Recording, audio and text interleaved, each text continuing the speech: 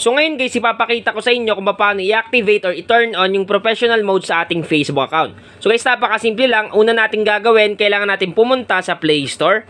Click lang natin yung Play Store sa ating phone. Then pumunta tayo sa search bar or search engine para i-update natin yung ating Facebook app. So ilagay natin Facebook, then automatic lalabas yung Facebook app na kulay blue dyan. So ang gagawin natin, pag may nakita tayo ditong update, click mo lang yung update para yung mga bagong features ni Facebook is makikita natin or magkakaroon tayo sa ating Facebook app.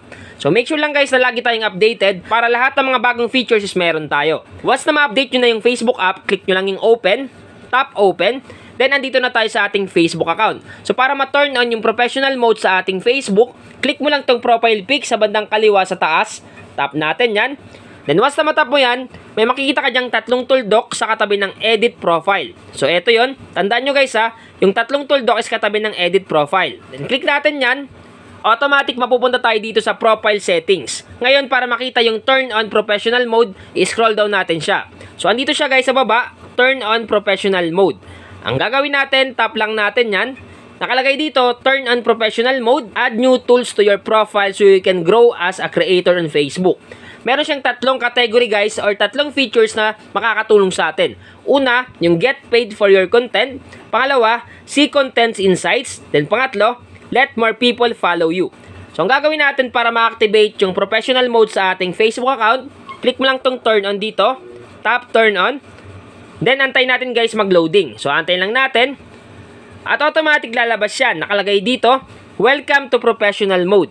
You can use professional tools to grow your audience and if eligible, earn money. Your profile category is set as digital creator. So, ang gagawin lang natin guys, tap lang natin tong done.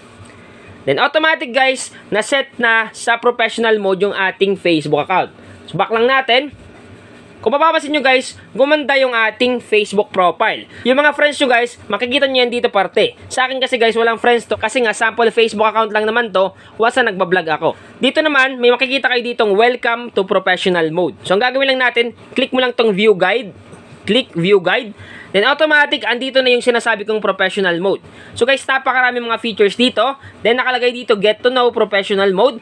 Una dito yung your profile preview, friends and followers, insights, turn up professional mode. So, pwede mo dito guys i-edit yung profile preview mo, friends and followers, insights. Yung purpose nitong professional mode is para i-upgrade yung ating Facebook account para magkaroon ng mga bagong features, lalong-lalo na kung gusto nyo kumita using Facebook page or Facebook account. So, napakalupit ng professional mode.